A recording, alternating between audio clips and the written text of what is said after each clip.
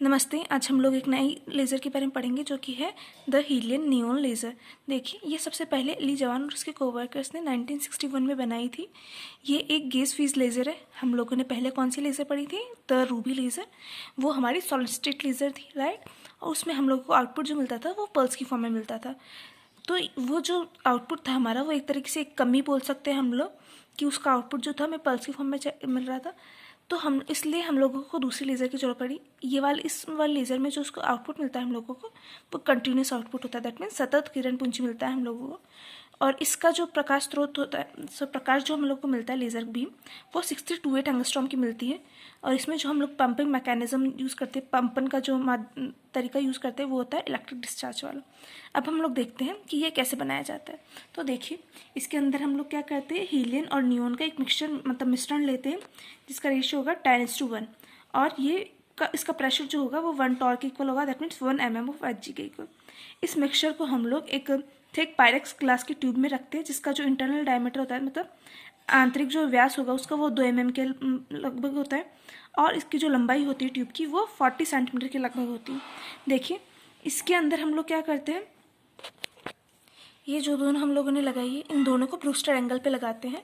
और उसके बाद और जो ये हमारे M1 और M2 जो मिरर्स है, वो दोनों डाइलेक्ट्रिक कॉर्टेड स्पेरिकल मिरर्स होते हैं, जिनका जो परावर्तन गुणांक होता है 628 एंगस्ट्रॉम के लिए, वो बहुत ज़्यादा होता है। उसमें से M1 जो होगा हमारा, वो परफेक्ट रिफ्लेक्टर होता है, और M2 हमारा होता है पार्शियल रिफ्लेक्टर, राइट, आंशिक परावर्ती होता है। इसका जो रिफ्लेक्टिविटी कोएफिशिएंट था वो 90% के लगभग था। परावर्तन गुणांक था वो हमारा 90% के लगभग था। और इसकी जो लेंथ होती है इस ट्यूब की, वो n λ/2 के इक्वल होती है, जहाँ पे n हमारा कोई भी इंटीजर हो सकता है। देखिए, इलेक्ट्रिक डिस्चार्ज के लिए हम लोग क्या करते हैं, एक दो इलेक्ट्रोड्स लेते हैं, जिन्हें कि ट्यूब के बाहर में लगा के उनको कनेक्ट करते हैं एक सोर्स के थ्रू, हाई फ्रीक्वेंसी वाले सोर्स के थ्रू। तो ये हमारा ये पूरा लेज़र का, हीलियम नियॉन लेज़र का सेटअप बन जाता है। अब देखिए, हम लोग इसकी वर्किंग देखते हैं। तो इसके अंदर हम लोग क्या करते हैं, एक तो हीलियम होंगे और एक नियॉन होगा, और उसमें हम लोग क्या करते हैं, इलेक्ट्रिक डिस्चार्ज के थ्रू में हम लोग पंपन करते हैं। तो देखिए, ये तो हम लोगों ने हीलियम के एनर्जी लेवल्स बनाए हुए हैं, ये है हमारे नियॉन के एनर्जी लेवल्स। F1 तो हमारा होगा ग्राउंड स्टेट, वैसे नियॉन का जो ग्राउंड स्टेट होगा, मतलब मूल अवस्था होगी, वो होगी E1। F2 और F3 जो होती है, ये हीलियम की मेटास्टेबल स्टेट्स होती है दो। और वैसे ही नियॉन के क्या होता है, ये E2, E3, E4, E5, E6 की 6 लेवल्स होंगे, राइट। तो उसमें से देखिए, ऐसा होता है हीलियम और नियॉन के साथ में एक केस होता है कि जो F2 और F3 वाले जो लेवल्स होते हैं, वो दोनों बराबर होते हैं E4 और E6 लेवल जो होगा नियॉन की, उसके बराबर। और ये जो दोनों लेवल्स होते हैं हमारे, वो मेटास्टेबल स्टेट्स होती है। दैट मीन्स स्थायी अवस्था होती है। तो उसमें हम लोग क्या करेंगे, इलेक्ट्रॉन कोलिजन के थ्रू, मतलब इलेक्ट्रॉन के टक्कर के थ्रू हीलियम को तो हम लोग उत्तेजित कर देते हैं। F2 और F3 के अंदर हीलियम के जो एटम्स हैं वो F2 और F3 के अंदर चले जाएंगे। उसके बाद में वो इलेक्ट्रिक डिस्चार्ज होता है हमारा। इलेक्ट्रिक डिस्चार्ज के थ्रू क्या होगा कि हीलियम के जो F2 और F3 के अंदर जो एटम्स है, वो इसके जो ग्राउंड स्टेट वाले Ne के एटम्स हैं, उनसे कोलिजन करेंगे। दैट मीन्स एटॉमिक कोलिजन, मतलब परमाणु टक्कर होगी। उसके थ्रू ये जो F2 वाले एटम्स है, वो अपनी ऊर्जा इसको E1 के अंदर वाले को दे देंगे। वैसे F3 वाले जो है, वो भी अपनी ऊर्जा यहाँ पे नियॉन एटम्स जो है ग्राउंड स्टेट में, उनको दे देंगे। उससे नियॉन और वाले जो एटम्स है, वो F2 से ऊर्जा लेकर तो क्या जाएंगे, E4 में चले जाएंगे। और F3 से ऊर्जा लेकर वो लोग चले जाएंगे E6 के अंदर। उसके बाद में जैसे कि मैंने बोला कि यहाँ पर क्या है, ये दोनों के दोनों मेटास्टेबल स्टेट है, मतलब मितस्थायी अवस्था है। तो ये वाले के अंदर इसके रहने की जो लाइफ टाइम होता है, मतलब जीवन काल होता है किसी भी एटम का, वो ज़्यादा होता है। अब देखिए, यहाँ पर हम लोग यदि किसी से टक्कर कराएंगे, उससे क्या होगा, यहाँ पर स्टिमुलेटेड एमिशन, मतलब उद्दीप्त उत्सर्जन होगा। इसके थ्रू ये यहाँ वाले तो चले जाएंगे हमारे, इसमें भी जा सकते हैं, ये वाला और ये वाले, ये 3 ट्रांजिशन हमारे पॉसिबल होते हैं उद्दीप्त उत्सर्जन के थ्रू।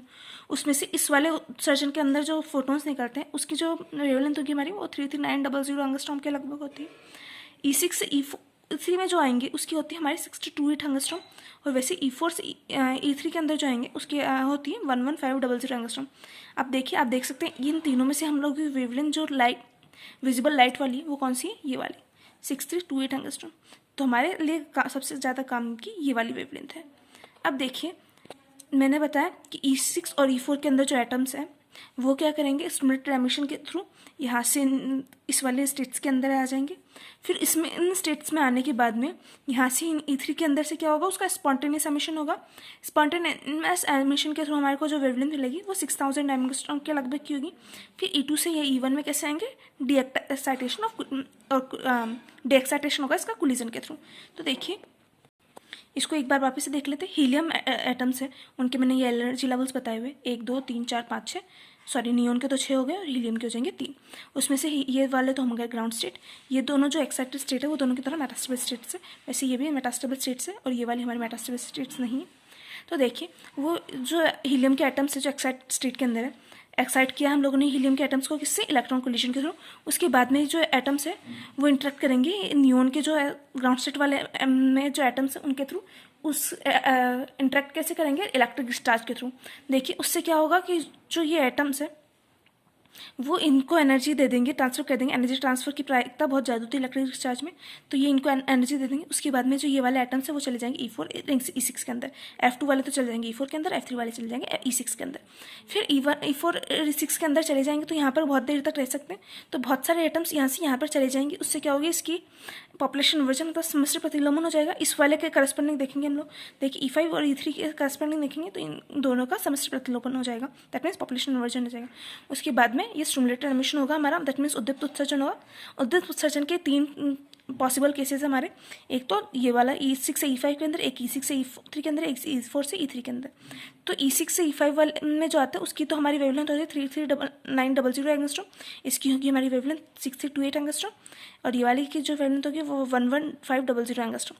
तो देखिए उसमें से ये वाली जो वेवलेंथ है हमारी वो विजिबल लाइट की होती है। अब देखिए एटम्स यहाँ पे आ गए, उसके बाद में क्या होगा, यहाँ पर आने के बाद में वो स्पॉन्टेनियस एमिशन मतलब स्वतः उत्सर्जन होगा, क्योंकि ये वाले तो हमारे नॉर्मल वाले स्टेट्स है।